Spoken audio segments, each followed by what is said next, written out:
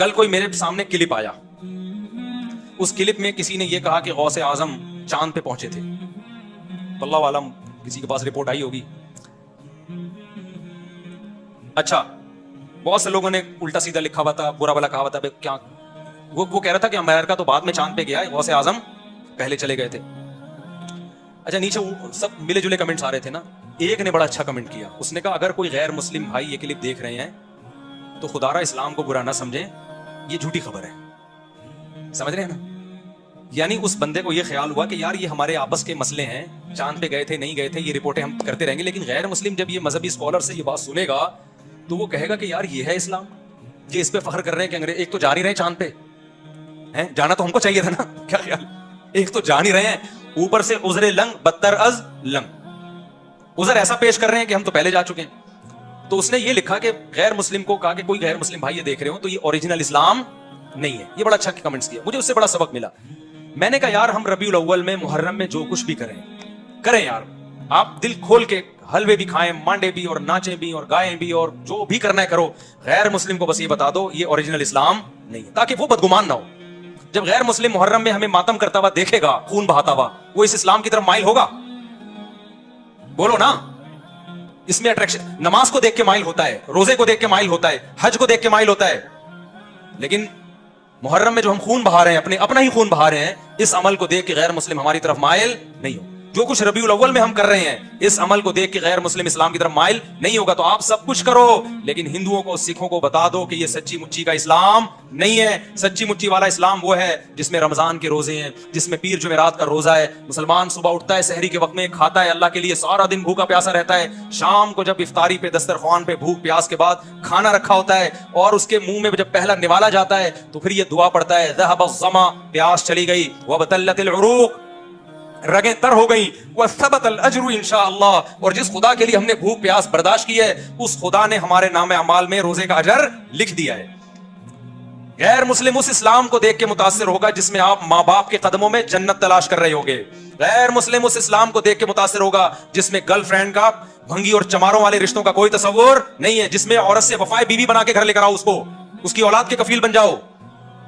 یہ ہے وہ پیارا اسلام جو کس نے دیا ہے, جو اللہ نے ہمیں دیا ہے, جس کو دیکھ کر لاکھوں کروڑوں غیر مسلم مسلمان ہوئے ہیں. اور جو اسلام کا رخ آج پیش کیا جا رہا ہے, دھرنے اور روڈ بلاک اور یہ سب, یہ والا اسلام کبھی بھی غیر مسلم اس کی طرف مائل نہیں ہوگا. تو جیسے اس نے غوث اعظم کی کوئی غیر مستند کرامت بیان کر دی نا, چاند پہ پہنچنے والی, جس کا کوئی ثبوت نہیں ہے, تو نیچے کسی نے کمنٹس کر دیے کوئی غیر مسلم بھائی, اس نے کے الفاظ تھے, غیر مسلم بھائی کو میں یہ بتاتا چلوں یہ سچی مچی والا اسلام نہیں ہے. تو آپ جو کچھ بھی کریں ایک بورڈ لگا دیں, بھائی یہ ہمارا اپنا اسلام ہے, یہ سچی مچی والا اسلام نہیں ہے. سچی مچی والے اسلام میں قبر ایک بالے سے اونچی نہیں ہوتی. سچی مچی والے اسلام میں قبریں پکی نہیں ہوتی. سچی مچی والے اسلام میں حلوے مانڈے نہیں ہوتے. پوری دنیا کے ڈاکٹر اس پر متفق ہیں کہ میٹھا کھانا انسان کی صحت کے لیے انتہائی نقصان دہ ہے. میں کینسر کے اسپیشلسٹ سے ملا ہوں, ان کا کہنا ہے کہ سگریٹ اتنی نقصان دہ نہیں ہے جتنے حلوے نقصان دہ ہیں.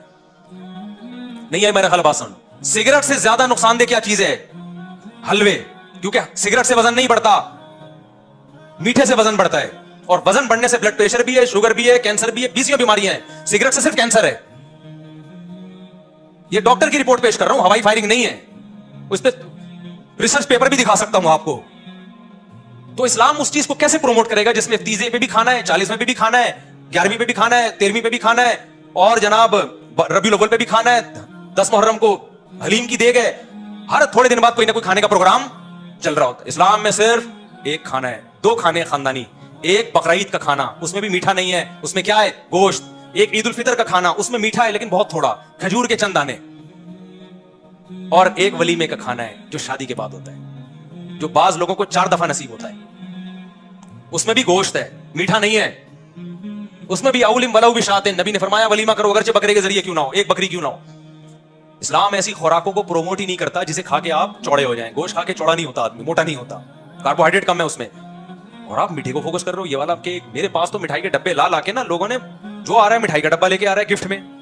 میں پہلے گھر میں دیتا تھا, بچے کھاتے تھے, اب میں نے گھر میں دینا بھی چھوڑ دیا. میں نے کہا میں اپنے بچوں کو کیوں تباہ کروں اپنے ہاتھوں سے یار, لڈو کھا کھا کے لڈو جیسے بن جائیں گے وہ. ہم نے اپنے بچوں کو فوکس کیا انڈے کھاؤ, گوشت کھاؤ, دودھ پیو. میٹھے کو میں پروموٹ نہیں کرتا گھر میں زیادہ, سمجھتے ہو. اور ہمارے یہاں مشہور کیا, کھانے کے بعد میٹھا کھانا سنت ہے. पटांग बातें कर रहे हो यार तुम, खाने के बाद खाना खाना ही कहाँ सुन्नत है कि उसके बाद मीठा खाना भी सुन्नत हो। तो जो कुदरती तौर पर मोटे होते हैं वो तो बड़े बड़े बुजुर्गान दीन हैं, वो तो कुदरत की तरफ से। बाद सहाबा का जिस्म भी भारी था, लेकिन खूब समझ लो खा के जो मोटा हो रहा है, अल्लाह उसके रसूल सल्लल्लाहु अलैहि वसल्लम को वो पसंद नहीं है। सही हदीस, आपने एक शख्स को देखा जिनका पेट निकला हुआ था, भारी जिस्म था, आपने फरमाया लौ कान हादा फी गैरी हादा लकाना खैरन, कमा क़ाल सल्लल्लाहु अलैहि वसल्लम। फरमाया जो खुराक तुमने खाई है ना, जो पैसा खर्च किया है, किसी और जगह पे खर्च करते तो अच्छा था।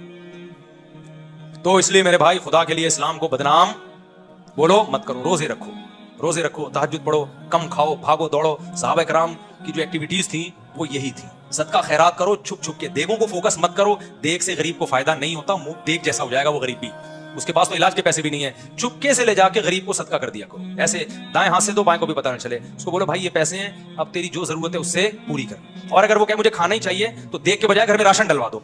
क्या कर लो, चुपके से ले जाके राशन डलवा दो उसके घर में। दिखा के भी डलवा सकते हो ताकि लोगों को तरगीब हो, लेकिन राशन डलवाओ, पैसे दो। बकरों को फोकस मत करो, देगों को फोकस मत करो। अल्लाह देग बनने से पहले हमें इन बातों को समझने की, तो यानी इससे पहले कि हम खुद देग जैसे बन जाएं, अल्लाह हमें इन बातों को समझने की तौफीक अता फरमाए।